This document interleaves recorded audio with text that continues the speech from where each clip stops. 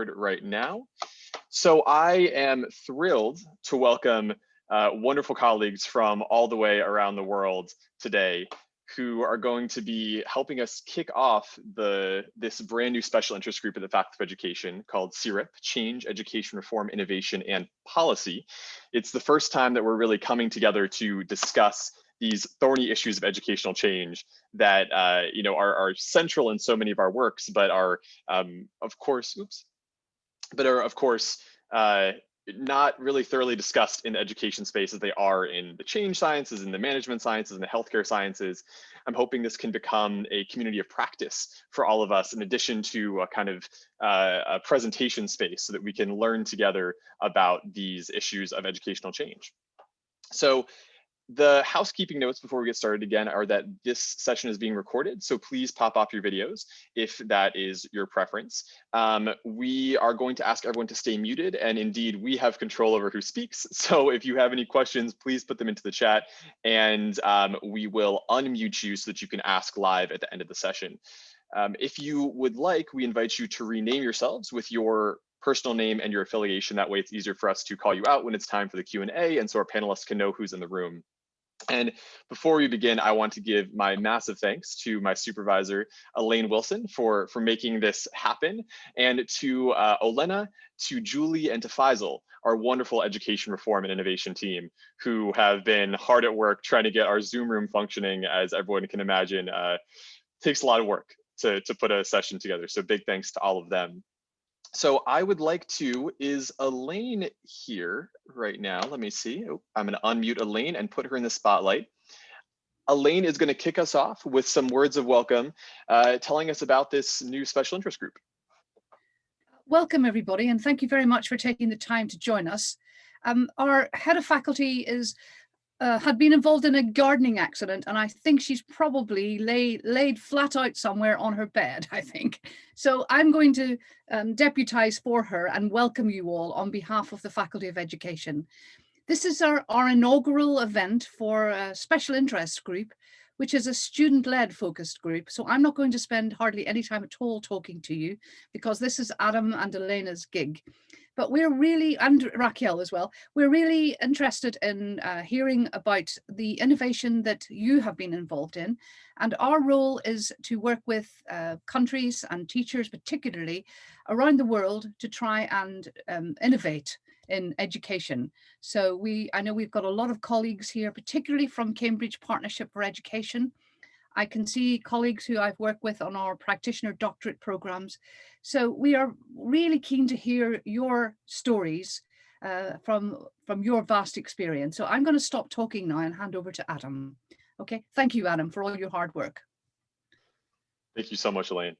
Wonderful to hear from you as always. So I'm going to kick things off with brief introductions of our panelists. It's tough because each one of our wonderful speakers has so much to share about themselves, and we've tried to pigeonhole them into these distinct roles of research, policy, and practice, but that of course does not encompass the breadth of their peoplehood. So I will welcome them as they share throughout the day to talk about their different experiences in research, policy, and practice, and thinking about how the three come together. But to get started, I would like to welcome Dr. Pilvi Torsti, who has served as state secretary in 3 ministries in Finland, including the Ministry of Transportation, the Economic Ministry, and the Education Ministry. She is also an MP in the Parliament in Finland. In 2019, she was a negotiator of the education program of the current Finnish government. And in 2015, Dr. Torsti founded a startup called Helsinki International Schools. She's also led global projects, including co-founding the United World College in Mostar in Bosnia, and is currently founding Education in Action. Next up, we have Mr. Vishal Talreja, who is co-founder and trustee of Dream a Dream, which is a wonderful Indian nonprofit focused on empowering youth through creative life skills. He's an expert on all things social emotional learning, all things life skills, and has deep grassroots experience working with youth and children for over 15 years now. He has many fellowships to his name, including the Ashoka Fellowship, the Eisenhower Fellowship, and he sits on a number of boards, including Partners for Youth Empowerment, Bangalore Cares, and the OECD Skills 2030 Task Force. Dr. Rebecca Winthrop is also a good friend and colleague of mine who I worked closely with at the Brookings Institution. She is a senior fellow and director, or co-director of the Center for Universal Education at the Brookings Institution, which is a think tank in Washington, D.C. Her research focuses on education globally, with a special attention paid to the skills young people need to thrive in work, life, and as constructive citizens. She's authored numerous articles, reports, books, chapters, and we'd be remiss to miss any of them. But one of the most important was Leapfrogging Inequality, which we co-authored recently, focusing on 3,000 innovations around the world. She's now doing some wonderful work on family engagement that I'm sure she will share with us today. So to get started, I would love to rapid fire ask everyone a question, less than 1 minute, as best we can. What is the single most important insight, the single greatest learning you've had in the past 5 years on the nature of education reform? And I would like to start with Vishal, if you wouldn't mind.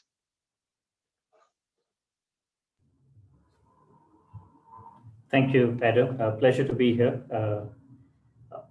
I think our own reflections has been that there is a lot of incremental innovations and work happening in education. But if you truly want to transform education, we have to work on the systemic inequities that are holding back children and young people from thriving, barriers that prevent them from thriving. Fantastic, thank you. And Rebecca, I'd invite you to go next. We can have some time to discuss these wonderful ideas after. Well, fresh on my mind is COVID, so I'm not sure the last 5 years, but the insight over the last year is that Elaine was talking about how you guys are very focused on innovation and helping education systems innovate, and Adam, you and I have studied that for a long time, and everybody says education systems are slow to change. They're a bit hard. They're not that cutting edge. They're sort of intransigent, and most innovation is on the margins. It's not at the center of a system. But COVID changed that. Like, to me, that was the big takeaway. Yes, education systems can change. In fact, they can, and they did. I mean, hopefully you wouldn't use a global pandemic crisis as the motivator, as your policy recipe, but it is possible. And Pilvi, we'd love to hear from you as well. Yeah, hello to everybody on my behalf too. I think my most important take, and I mean, as Adam described, so I have worked on a sort of NGO and sort of business and governmental roles in education. And why I worked in this sort of grassroots roles has been my frustration over time of the sort of difficulties one faces with governments. But now I'm sitting in the sort of governmental role, and my take today is the role or the interplay between education and politics should be much more emphasized in our debates. We tend to have much more discussion on pedagogy and different approaches, even comparisons between countries. But unless we have the strong political support for any reform, it will not be sustainable. And as the issues we have are so acute, from inequality to excess and many things that both of my co-panelists have really worked hard on, and I have done a little bit myself too, will not be solved, neither nationally nor globally, unless there is a strong sort of political role taken. Thanks. Fantastic. So what's interesting, I think, is that we have a few different perspectives coming in on this. I wasn't sure if we would get completely different ideas, but it's exciting because Rebecca frames this as we have hope. Education can change. But then we're presented by our other wonderful panelists this idea that education change is fraught, it's complicated. We need to think at the systems level, and we need political will above all. So I'm curious, as you're thinking about those dimensions, those kind of three key learnings, what do you imagine we are going to be discussing or most focused on, let's say 5 years from now, once COVID has passed, once we've hopefully learned that innovation and reform is possible, but it requires the systemic focus and this political will? What do you think we're going to be discussing? Pilvi, would you like to get started?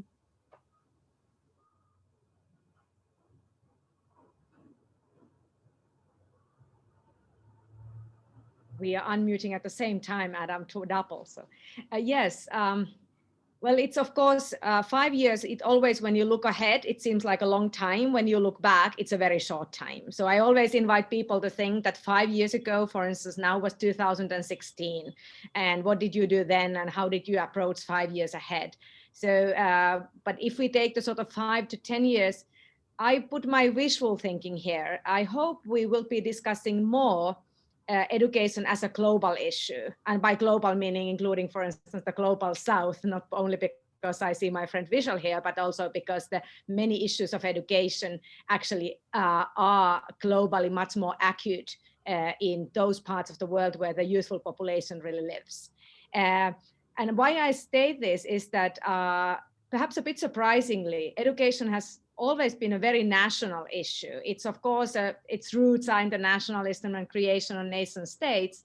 And now, as Rebecca pointed out, pandemic has in a way brought the education community together because many issues have suddenly also been shared. So my wishful thinking is that we will have this as part of our future of education debates. And in a way, we will see the pandemic in this sense as a positive thing.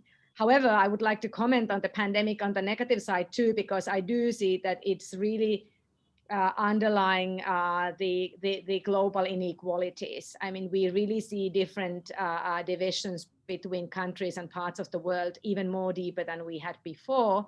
And so our global work also will be required to overcome all this, this issue. Fantastic. I think that's a wonderful point. And I would also invite, as naturally as possible, any of our wonderful panelists to jump in and make sense of what we're all discussing. Rebecca, would you like to go next and add on to Pilvi's thoughts or contribute anything different about your vision for 5 years in the future? Sure. I really I'm with Pilvi. Like, is it a pragmatist answer, or is it a where we would like to all work to try to drive the conversation to go? Because we do have some influence around that collectively as a community. So on the wishful side, I'll take Pilvi's hat, the wishful hat first. I think one of the things that's going to be much more prominent is exactly the political will discussion that Pilvi mentioned, but I see it emerging because of increased parent engagement, which again, Adam, as you said, is something that I've been a little bit obsessed about recently, and we've done a lot of research on.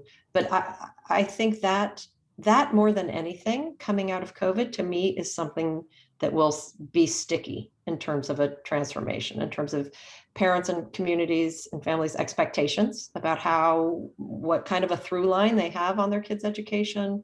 I think sort of relationships between schools, educators, administrators, and communities there's a bunch of new ways of forming relationships and communicating have emerged, and I think a lot of them will stay. So what will that mean for sort of shared partnership and developing dialogue that can help maybe co-create some of that political will that Pilvi was talking about for education system transformation? So that's what I'm hoping for. And, parent engagement cuts both ways.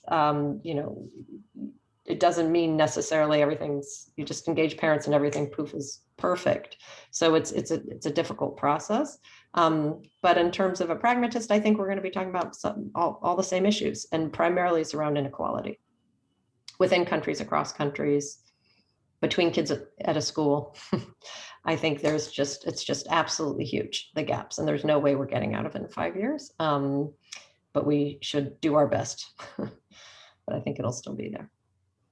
Absolutely. I think that's a great point, that these divides that we were talking about 10, 5, 20, 50 years ago still exist and persist within and between countries. So how can that ever leave the debate? When would it ever exit? And will that continue to take center stage?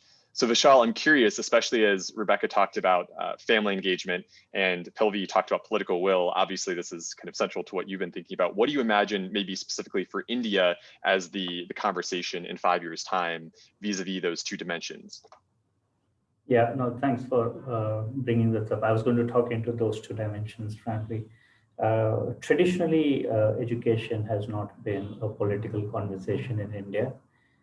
But in the last 5-6 years, with one single political party in Delhi who won elections on the mandate of education and health, have really changed the conversation and changed the narrative in the country.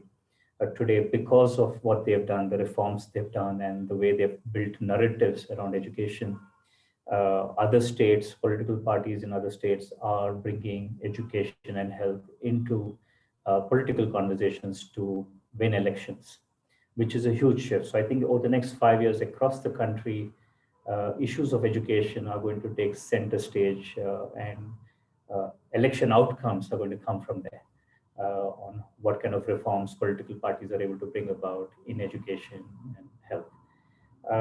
The second piece, I think around that, I think the core purpose of education is shifting. There have been conversations about the core purpose of education now for about 15 odd years globally.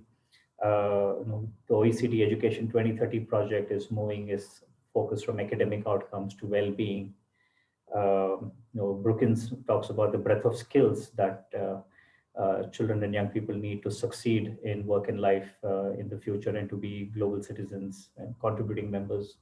Our own thinking has been around repurposing the purpose of education towards thriving, which goes beyond a traditional academic focus, get into jobs, earning income, to a more broadened arena of thriving as an individual in finding your own purpose and aspiration, but also helping your families, the larger community and society, and the planet to thrive.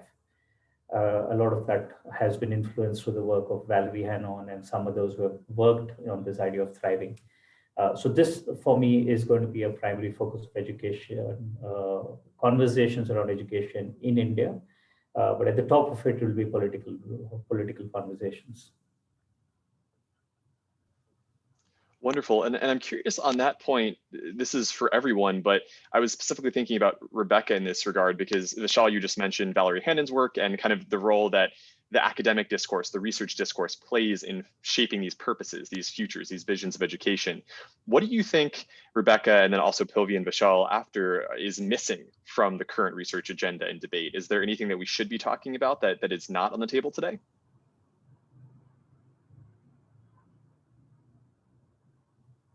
Well, I think the biggest thing that I've been reflecting about, and I've been reflecting about it in my own work, and frankly, Adam, how when you were with us at Brookings, how we framed our work around breadth of skills and leapfrogging, is that the mainstream conversation, although sort of academic plus 21st century skills, if you could characterize it at that, every country has a different term that they use. Some talk about social emotional, some talk about transversal, etc. But that combination, I think, is gotten into, people have been talking about this forever, ever and ever, but getting into the more mainstream discourse. And the reflection I've been having, particularly over the last year, is that you can have 21st century skills and have robust, rigorous academic competence, and still create and help develop young people who are going to not help the planet or the world. So values, really, and in the US, values is a very laden term. But there's a whole group of people, and Valerie just has a new book out called Thrive, and she's talked about this, but many others, group of people who talk about education for sustainable development and have a human rights orientation. They haven't been part of the mainstream conversation, to be totally honest. But increasingly, I think we need to include them. I just look at, we certainly here have been reflecting a lot around what it means to create, what should a civic education really be with young people in the US. It needs to, be emphasized more. We spend $50 per student per year on STEM and 50 cents on civic education in the US. But, over and above sort of how your government works, what types of values do you want young people to have around respect, tolerance, listening, planetary stewardship? I mean, there's a bunch out there, and I think that I think that more than anything actually might be more present too in our 5 years hence. But I think it's not that it's missing, it's just that it's marginal, not at the center of most, it's not sort of mainstream discourse. That's a wonderful point. Pilvi, I'd love to hear what you have to add to that, especially as you're thinking about the kind of the early childhood focus with your work in Finland, working with schools in Bosnia and Herzegovina, and thinking as a policymaker, how does that kind of values talk resonate with you?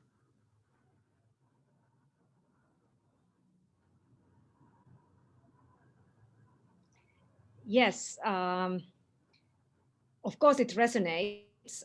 It perhaps resonates most important that I come from Finland, and with a background of sort of coming from Finland with academic background. So I'm sort of used last 25 years always to be asked about Finnish education, but whatever the global context that I am working in. And I think this shift that Rebecca was developing is interesting in that sense that the Finnish education in many ways has been always based on research, perhaps a little bit more throughout it than in most countries. And it's partly so because all the teachers have a master's degree. So every single teacher in a way ends up doing a master's thesis, and those theses, of course, with the delay, end up influencing the educational programs, curriculums, and so on. And then but of course, it was also criticized. Of course, you always nationally criticize your own systems. And but our research always seemed to suggest that with this sort of approach, which is holistic and good comprehensive education for all. I mean, those two principles, I think one should really say loud for Finland: good comprehensive education for all and holistic approach. That those two principles seem to also produce relatively good academic standards and a competitive state, if you like. Of course, there are other elements for that state too, but that education is an important element for it. But for a long time, this somehow didn't make the news, if you like. Or even if we were asked about the Finnish sort of views, other countries, if you then visited what they decided to do, it was very far from this formula. So to me, it seems that even if we through research had proven it to some extent, it didn't matter too much. So I don't know if the research always even helps you. You need somehow then the right timing, and thanks. Here we are grateful for PISA, even we can discuss it from different angles, but it somehow gave the proof even nationally here. And this brings me back perhaps to my view on this importance of recognizing the role of politics, which Vishal so beautifully developed. I have had also opportunity to follow this Indian example, which is similar than what happened in Finland sort of half a decade ago. So that unless you have more research on the role of political decision-making in making change, you will not have that proof that how important it is. And therefore, I'm very grateful that the Indian minister has at least documented his experiences. It's not a research book, but it's at least documented in some way because it's helpful for the future. And so to your question about values, yes, I see that emerging, but it will not take root unless we have this political element again with it. Absolutely, I think that's a fantastic point. And I've been working with Vishal on some research across countries on this reform endeavor. And I think that one of the things that keeps coming up is that the political will and political dynamics of a system are central to the reform process. I'm curious then, especially when you're thinking about PISA, since you brought it up, Pilvi, and I'm sure that we all have lots of thoughts on that. What do you think about the role of international standardized tests on kind of exerting will on politicians? Do you think that we could either talk about it retrospectively? Has it done good? I know that in Finland, for example, and in places like Canada, it was used to kind of prove to citizens that the reforms were good, that they were on their way, that when we think about well-being, it actually does good for the economy as PISA is framed. What are your thoughts, Pilvi, perhaps first, on the role of PISA and these international assessments and comparisons historically, and then going into the future? Do you think it still is going to play the same role for us as policymakers and policy researchers? I will not go on to analyze the sort of nature of PISA. That's not my expertise. I'm very much aware of the different discussions and debates, how representative it is, culturally able to sort of take in different countries and so on. And I think those all questions always need to be analyzed. Generally speaking, we always need to have some ways of, if not evaluating, but at least analyzing our results. But I'm very much in favor of having different kinds of mechanisms, some international, some national, some sort of historically following, repeating similar questionnaires and so on. But one has to be very careful not to draw conclusions too easily. Most important for me with PISA has been two elements, one in Finland and one in Bosnia and Herzegovina. In Finland, in 2001, until 2001, for about 30 years, we had been debating whether it was a good decision to really do a major reform in early 1970s to provide good comprehensive education for all. It really was a living, lively debate also when I was at school, and whether it's taking into account your special qualities and characteristics and so on and so on and so on. And very recently I attended a seminar here when one of our very experienced teachers said that the 2001 was really a relief point, because finally there was someone else who came to say, go on with your teaching and sort of let's forget this debate that we've had for 30 years. So I think that was perhaps the most important element of it. Now, of course, we are constantly worried about our results. And of course, we always thought we should not have been at the top to begin with. So it somehow keeps the people perhaps active in their own works.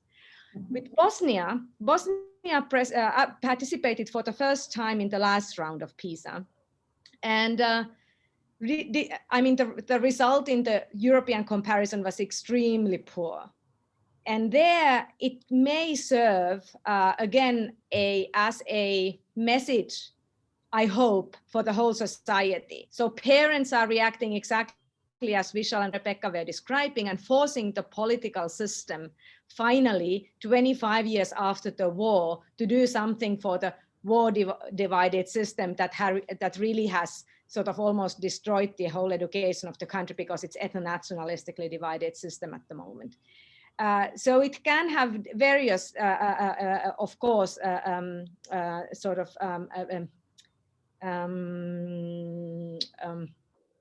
how should I say, it can influence in various ways depending on the society. And perhaps I should answer to Dominic's question here also in the chat about this will beyond in the interest of individual parties, which is a very relevant question, I think, at least from the two angles. First one is that education reform is all typically take longer than one electorate. So you need to have the sort of vision that goes 5 to 10 years minimum. And therefore, you need to prepare them in some way in a parliamentary, bipartisan manner, you would say, in the US. So all the major reforms in Finland, for instance, have been more or less designed through a process where all opposition and governmental parties have taken part to some extent, at least, so that some fundamental principles at least have been agreed together. Not saying that it would have been unanimous and without debates, but that sort of process, and bringing in therefore also researchers, teacher unions, parent groups, and so on. It's long, it's time consuming, but it's worth for the results.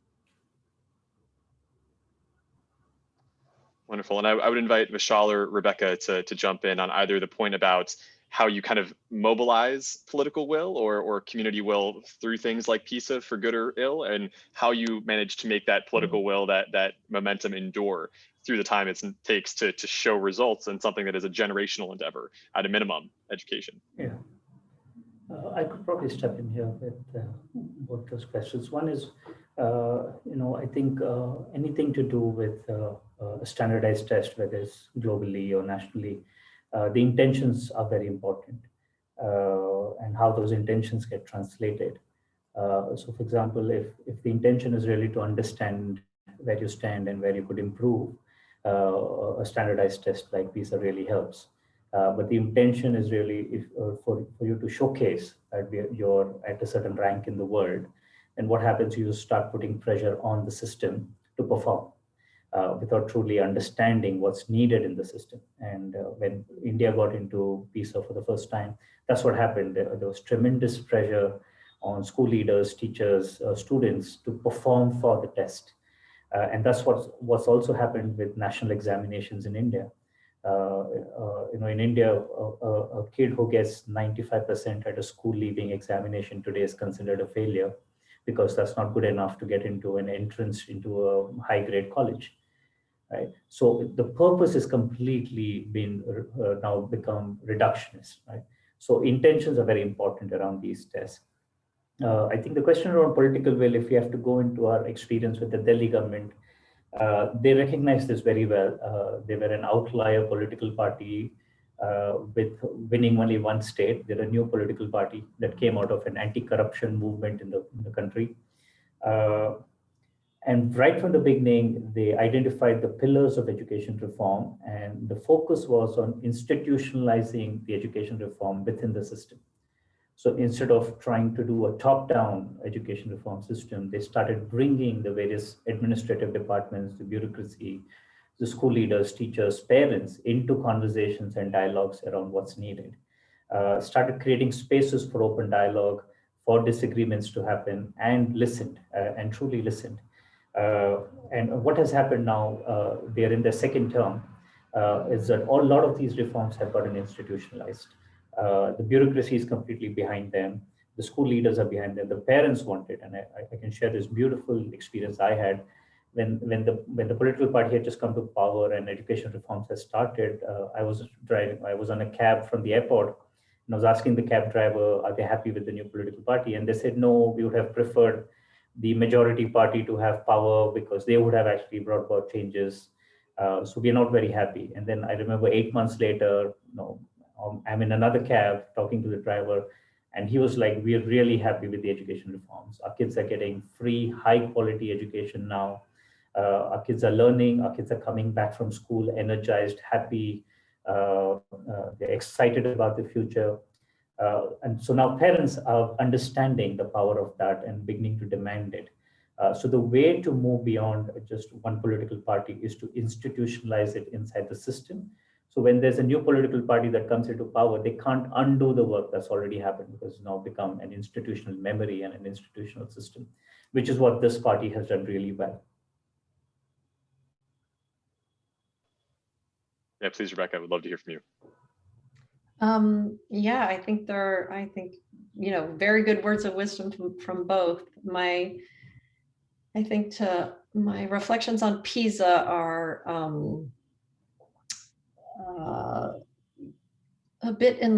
probably a bit more in line with Vishal's, but maybe somewhere in the middle, which is I think there's assessment and gathering data in the test itself, and then the political uses of PISA. And so for me, the test is actually it is a very good test. It's important to gather data and information, and assessment is an important part of any education system, without which we don't really know what the heck we're doing. So it's crucial. So I'm by no means anti-assessment. What I've seen, and actually Pilvi's, your discussion about sort of, oh my gosh, we're at the top, we have to stay at the top, oh my God, the pressure, is interesting to hear from a sort of a Finnish perspective, because what I see happening is around the world is sort of what the assessment in PISA can really tell an education system and help an education system with, often gets sidetracked in other countries around their ranking. And it could be that a country has performed the same. The kids are the same. It's just that somebody else performed a little better, so they go down in the rankings. And then you see the political sort of, we have to change everything. It's like, no, stop. No, you don't. You just keep doing what you're doing and maybe improve X, Y, and Z, but it is not a national catastrophe. And I think that part is problematic. And I'm not entirely sure what to do about it, but I think I think sort of the strategies that both Vishal and Pilvi talked about around really embedding a cross political party lines and very, you know, cross education experts and community and teacher voice, like a very engaged dialogue around what we want for our kids and what our expectations are and how we're going to try to get there. And then the assessment, you know, data coming back is a piece of that, is probably the best way forward. So I think I worry that the test is actually quite helpful, but sometimes you get the wrong political reactions from it. Although I think the Bosnia, was it Serbia? Bosnia Herzegovina? What? Yeah, is an interesting example. It can also demoralize countries. That's the other example where, you know, so, you know, it really, I think, you know, Pilvi's point at the very beginning is right. Like, education is very political. And like, if you don't take into account the sort of political setup you've got and the reactions you're going to get, you're going to have very different, you know, results. Like some countries, India, it's true, right? In Vishal, it's true, right? In India, they did PISA, perform so terribly, never again. Didn't they pull out from the next rounds? Yeah. And then there's this huge focus on, you know, just cram for the test, which you can't cram for the PISA test. It actually, you do need to do quality teaching and learning. So that's my sort of analysis of PISA. And the other around sort of the need to understand the political economy of education change and how a PISA ranking would fit in it. And then the second thought, my second thought has always been that, you know, PISA has come to stand for what makes for a good education system in the world. And it was always started with a really useful purpose of, we're going to test 15-year-olds to see if they're ready for the world of work. And I think this relates back to our question about, you know, what is the purpose of an education system?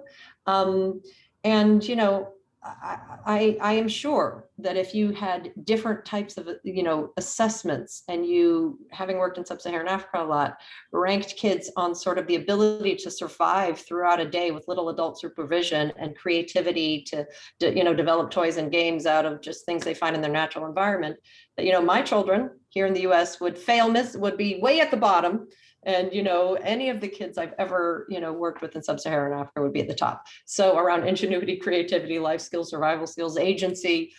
So, you know, I think it's, we need, yeah, I don't have a problem with PISA per se. It's just more how people have interpreted it and how they've used it, is I think what I worry about. You know, I don't, sorry, please go ahead. Mm-hmm. And reminding of this comic strip that does the round around education. You have a lineup of all different kinds of animals, you know, snakes and elephants and all kinds of different reptiles and amphibians, and then they're all being tested on their ability to climb a tree. You know, so assessment in some sense has become like that. The more we standardize it, the more we leave out the unique strengths and core competencies of children. And especially it damages children who are first generation schoolgoers and first generation you know, learners per se, which is also the case in India. Like when in 1947, less than 20% of the kids went to school in India. Today we have 98-99% of the kids entering school, but they don't necessarily have the capacities to engage in learning. But they've been tested on the same things at the same level. And because they've been tested and then ranked and sorted, you know, majority of the kids grow up thinking they're absolute failures, which is leading to a whole host of mental health challenges, issues of self-confidence, issues of identity, teenage suicide in the older years, which is not just in India. We're seeing it also in countries like South Korea and Japan, where teenage suicides are going up because of the pressure of examinations and this very reductionist approach to standardized testing assessments through examinations. So I think there was a time and place where a system of examinations worked. It helped. But we are in a different world today, and it's no longer working, and it's time to kind of let go of some of these old ways of assessment. Certainly, and I think this goes to the point that Thomas made in the chat about whether the issue is that assessment is being used for sorting and ranking over diagnostics or improvement.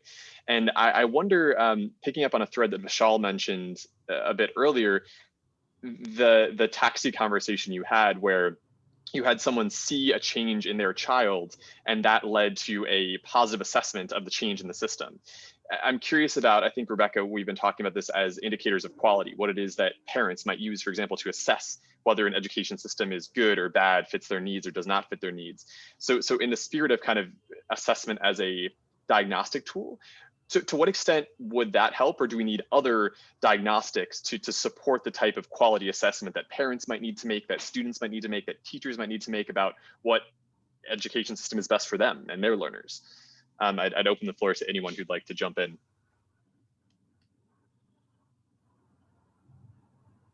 Pilvi, do you wanna jump in?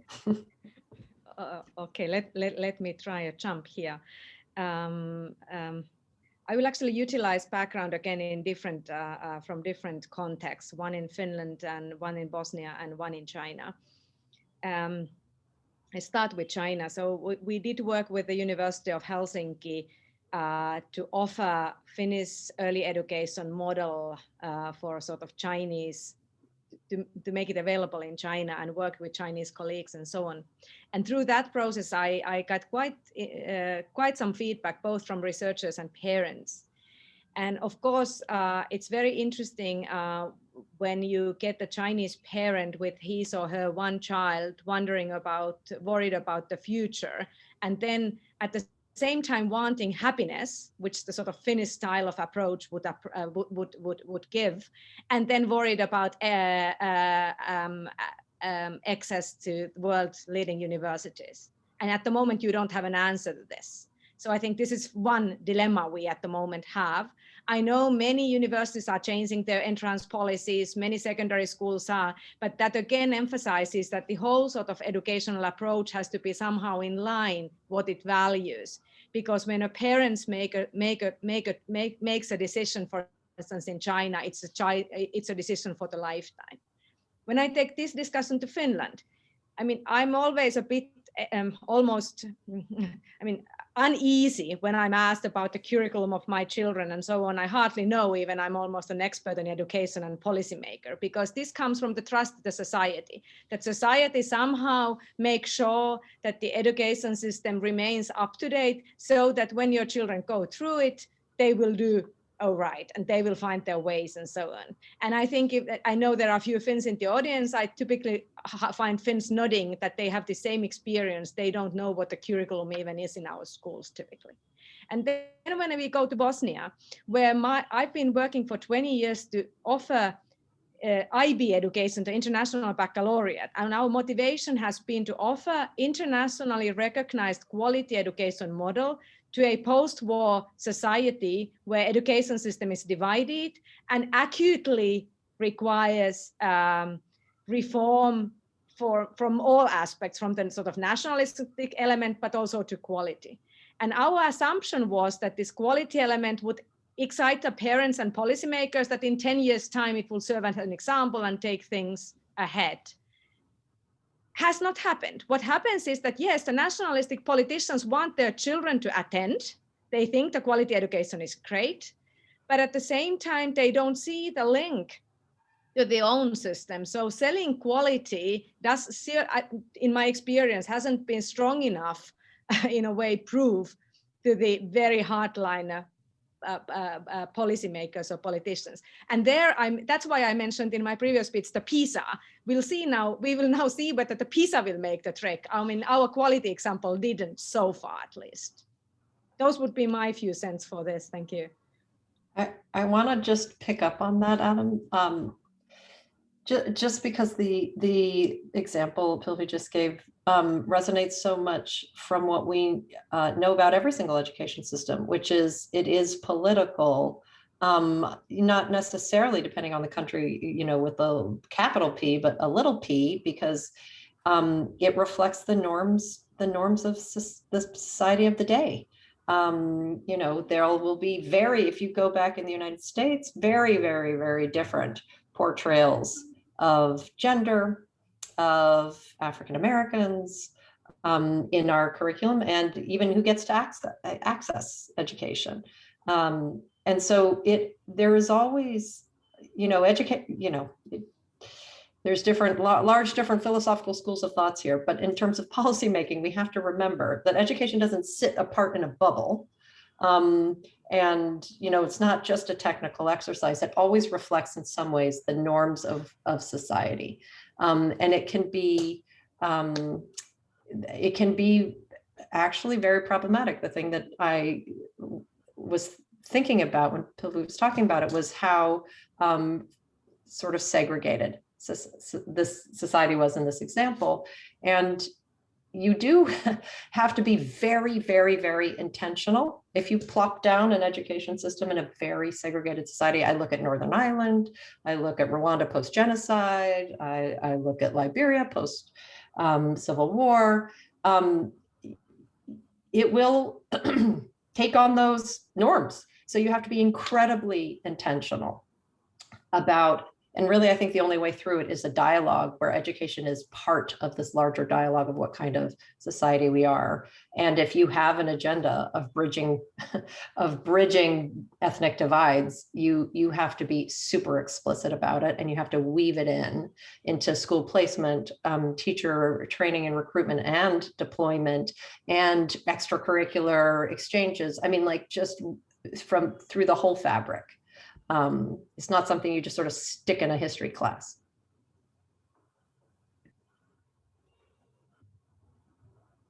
Vishal, do you have anything to add to this really wonderful discussion? A lot. I imagine. And I'm also reading through the questions, so they're kind of triggering a lot of thoughts for me. Probably a bit philosophical and provocative is where I'm at. Education in the last 4 or 5 decades, or even if you take the last 100 years, has worked for a certain section of society, the top 15% of society. And this top 15% has gone on to be in positions of power, influence, decision-making. A lot of us in the room today, education has worked for us because we are in these positions of power, influence, and being able to talk about this.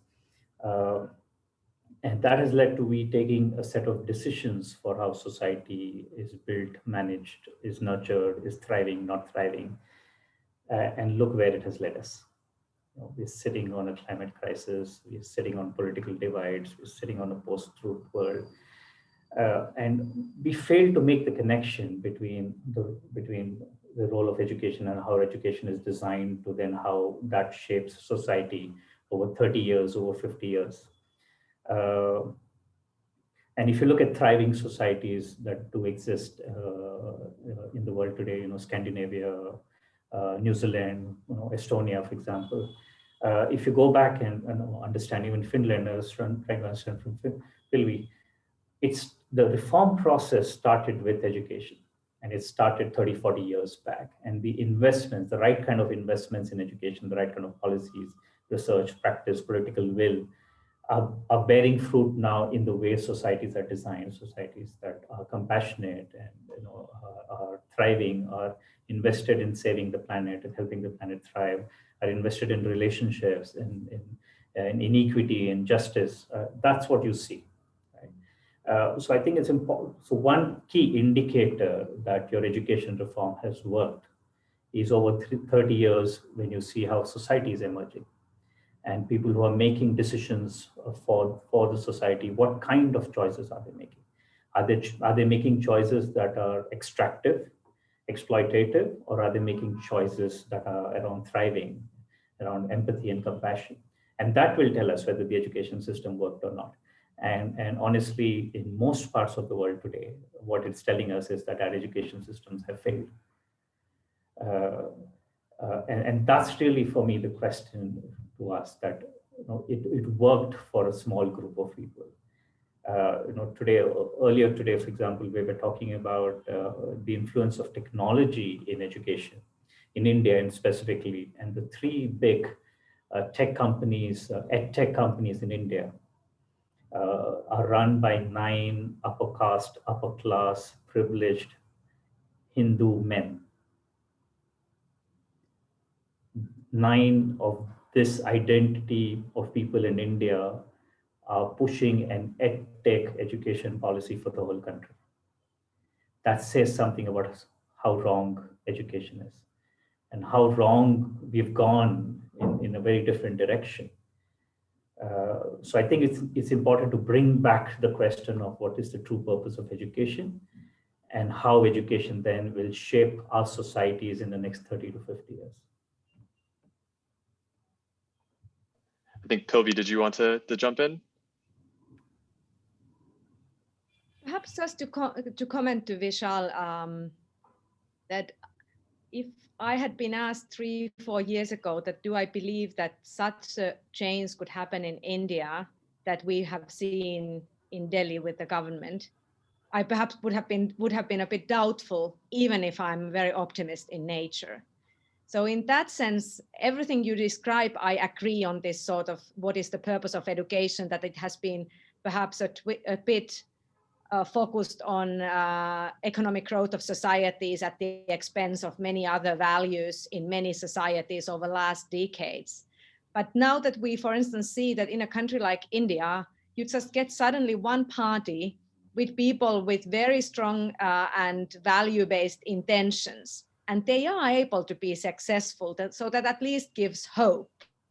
And of course, it's now a question, how will Delhi look like in 10, 20, 30 years' time? In other words, what is the outcome in long term of this education reform that we've seen, which at the moment at least is relatively both inspiring and encouraging? I would say, Adam, that I, as usual, often agree with Vishal. But I want to, from this particular point, sort of propose a nuance on it, which, you know, I think his larger point is true, that, you know, education systems have been designed with a particular purpose and really benefited sort of a small select group of people. And I would say that's particularly true in sort of post-colonial countries, where the legacy of education systems has really, you know, has this colonial legacy of preparing a few people to sort of, you know, steward the colonial power. But globally, as we look to sort of, I would say, incorporating Vishal's vision around broader purposes, but we can't forget that actually globally, just, you know, the advent of universal education for every kid, which is totally radical, of an idea 200 years ago, really radical, has actually helped immensely, you know, in improving health for all of society, reducing child mortality. I mean, there's great, very robust evidence. Well, you know, making people rise out of poverty. Now you can question the whole economic system, so that is a fair debate, I think, but certainly it has measurably improved vast majority of people's lives. So there is a real huge benefit to an inclusive universal education system. I think it's not just that it's only, you know, really benefit a few small people, because society, a lot of these social benefits have been interlinked with educational progress, and education has driven them. So the question is, I think I take Vishal's point, is where do we go from here? What are we missing? What have we forgotten? And I think he laid it out very, very well. And I think he's right that we're reaping what we sowed in terms of what we focused on within education systems, you know, decades ago. Definitely. And I know that, Rebecca, you might have to step out soon. So I wanted to pose one last question of my own selfishly, because this has been on my mind a lot before opening it up more formally to the audience to engage. It goes to Dominique Slade's point, I believe, about how you can assess the positive impact of educational change around the world, of educational reform, apart from PISA. And the way that I'm interpreting that question, the way I'm thinking about it is, Pilvi, you mentioned the idea that, you know, you're constantly asked, what do you do in Finland? How do we copy what you do in Finland? In Delhi, there's this question of, you know, if you can perhaps mimic might be the wrong word, but take the inspiration of reforms from other countries. Rebecca, you study comparative education all the time. To what extent do you think it is possible, useful to replicate education change agendas, and how should reformers, how should researchers, how should policymakers be thinking about that question of replication, duplication, and inspiration? And Rebecca, I'd like to open to you first if you have to step out soon. Sure. I mean, I think we've done a lot of work at our center that you know well, Adam, on scaling and this idea of scaling change in education and education system transformation. And the enabling environment is real, you know, people always focus on the what is it? What is the thing you do? And forget the enabling environment, and you almost have to flip it. What is the enabling environment? And then I think there is it's useful to focus on different ideas, different strategies. I really think, and COVID has just accelerated this, we can absolutely learn across borders every which way. You know, Washington, D.C. can learn from Delhi, like just as easily as vice versa. But when you think about the what is it, you really have to think about what is the essence of that policy reform, what really is the essence? And you have to have this sort of flexible adaptation approach to really contextualize. There's no sort of plunking down. So that would be my 2-minute version before I apologize to everyone. I have another meeting that was scheduled before this. So absolutely. Rebecca, will you be stepping out right now, or do you have another minute or two? Stepping out right now? I think because I want to be sure we give it. Okay, fantastic. I just want to give you a massive thanks. I'm sure we all echo it. Wonderful seeing you. Thank you for sharing your insights, and we'll look forward to talking to you again soon, Rebecca. All right. Thank you very much. Bye, Vishal. Bye, Pilvi. Bye, Rebecca. Bye. Thank you. Wonderful. And I would like to get both Pilvi and Vishal's insights on this question of kind of imitation and replication before opening it up to our audience, because then at that point I'll shut off the recording so anyone can speak freely. So Pilvi, do you perhaps want to jump in? Yeah, I think I always speak freely and I forget these limitations. Anyway, if I can say first few sentences about still this education and politics, and because it relates to this, what can be sort of learned and what perhaps not, because I also noted in the chat box there was discussion about this education and politics, and I realized that there are two different ways to actually understand that two words. What I mean when I said that I think the perhaps most important question for the future of education is that we find the relationship between politics and education a bit more stronger than weaker, is that unless we have the political decision makers focused on educational decisions, we don't get those decisions, to put it very simply. And we've seen the Indian example, we've seen the Finnish example for the last 100 years.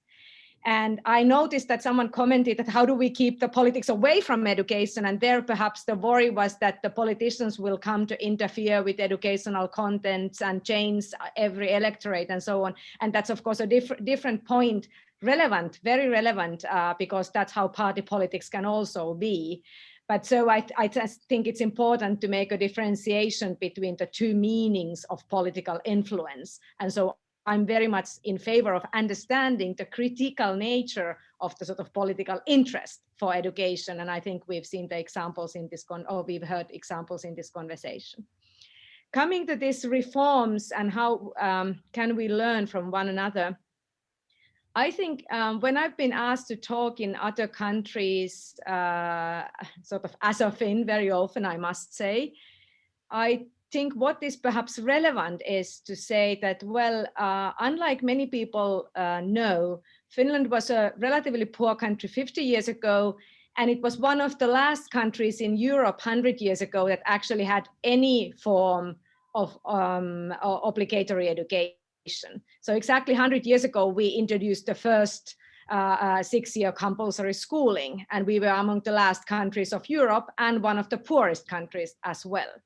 And I think this is an interesting point for countries or cities in different positions, that through active decisions then to provide education for all and quality comprehensive education for all, it really has been parallel to the growth of economy, development of the society, social policies. So education has been part of social policies, and that has, and at the end of the day, brought about something what we now call a Nordic Scandinavian welfare state. So that history of Finland is very different from Sweden or Norway in that sense, that our background is a lot poorer, and therefore the role of education has been so significant. So I think that can be an sort of example that gives a decision maker in some other context, for instance, a proof that it makes sense to invest, and we get then the results later on. But of course, you have then many cultural elements that, for instance, decide how much people trust on the system. Do parents trust the society? And all those always need to be analyzed in the local context. So I think there is no way to replicate any reform or any system, but I think there is a lot to understand from the different elements. And for me, in my work, for instance, the work done by Vishal around compassion, empathy, thriving well-being has been extremely useful in a way to somehow illustrate in the context where I work that what are perhaps actually are essences of our system that we don't recognize ourselves. It's always fascinating to hear you talk about the kind of the history of the Finnish reform and how we forget about the context and the deeply specific nature of that reform endeavor that we're all trying to replicate. So I would love to hear from you, Vishal, before we open up to questions and answers about this idea of kind of replication and secret sauce. I actually agree with Pilvi. I think replication of tools and how it is done is not a good idea, but replication of intention and learning from one another around some of these ideas is definitely possible. I know I've learned tremendously in my conversations with Pilvi and having seen some of the schools in Finland. For example, one of the few things that I do remember is when I was speaking to a head of school in a primary school in Finland and asking them, so what according to you is the best school in Finland? And she said the neighborhood school is the best school, which means every school is a good school, right? Or this whole idea that you invest in your teachers and you just really focus on investing in your teachers, and then you let them free and trust them. So when you walk into a classroom, a grade 4 classroom, one teacher's classroom physically might look fundamentally different from another teacher's classroom because one teacher is probably using positive psychology as an approach, another teacher is using play-based learning as an approach, and you trust the teacher. When I ask the teachers that, are you innovating, trying out new things, they say we don't need to because the guidelines that are provided to us are so good and so up to date, and there's so much research that's gone into it. We don't have to go out and try to do innovations ourselves. So those are ideas, right? So when you kind of pick up ideas and replicate those in different contexts, those are useful, but you can't necessarily just replicate models. And I think that's also a differentiation to make between say global north Western approach. A Western approach is innovate, standardize it, codify it, make it into a McDonald's model, and then franchise it out. Right? The world is not homogeneous. A single classroom in a city in Bangalore has so much diversity. It's impossible to bring in a McDonald's model there. Right. But what we could bring in is that, yes, you could codify certain practices, certain best practices in a certain school system. And the idea of codification is a great idea to explore in a school system. Right? So we have to recognize what can be replicated and not just take standardized models and try to push them into other contexts. Perfect. I always love hearing you both talk about this. So I'm going to stop recording now. I'm going to open up the floor to our first question asker, and then I will take more questions from the chat. So please feel free to raise your hand if you'd like to speak. If not, I'll read your questions from the chat.